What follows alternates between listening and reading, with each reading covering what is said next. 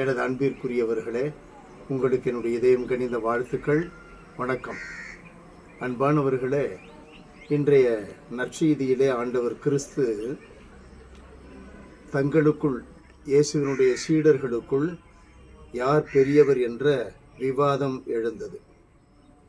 உடனடியாக இயேசு என்ன செய்கிறார்? ஒரு அற்புதமான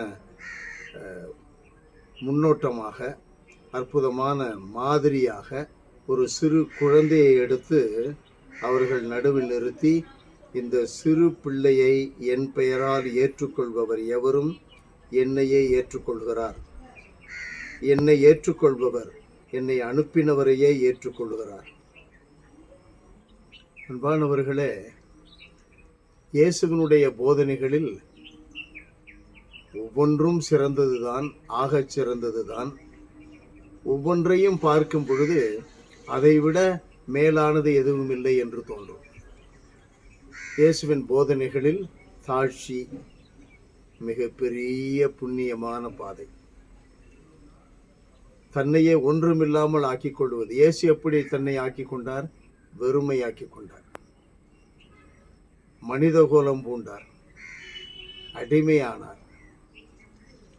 நம்முடைய வாழ்விலே எப்பொழுது இயேசுவினுடைய பிள்ளை, இயேசுவினுடைய சீடன் என்று நாம் இருக்க விரும்புகிறோமோ அப்பொழுதெல்லாம் இயேசுவை போல நம்மை தாழ்த்தி கொள்ள வேண்டும். நம்மில் யார் பெரியவர்?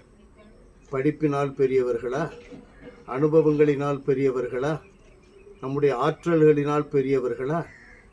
இந்த எந்த நன்மையும் கடவுளிடமிருந்து வருகிறது. அவர் மட்டுமே பெரியவர். அவரை மட்டுமே பெரியவராக கருதினால் நாம் அனைவரும் அவருடைய குழந்தைகள்.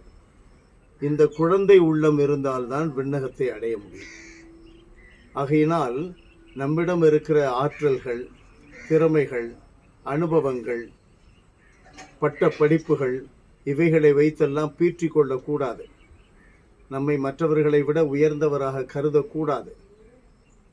இயேசு தன்னை நமக்கு சமமாக ஆக்கிக் கொண்டாரே, எண்ணி பார்க்க முடிகிறதா? நாம் சிறு குழந்தைகளைப் போல மாற வேண்டும்.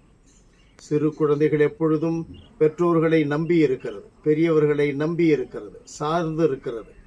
நாம் கடவுளை சார்ந்து இருக்க வேண்டும். படிப்பை அல்ல, அனுபவங்களை அல்ல, திறமைகளை அல்ல, பணத்தை அல்ல, அனைத்து நன்மைகளுக்கும் ஊற்றான இயேசுவை சார்ந்து இருக்க வேண்டும். அன்பு நிறைந்த எங்கள் இறைவா, உம்மை போற்றி புகழுகிறோம், தாழ்மையோடு ஆராதிக்கிறோம்.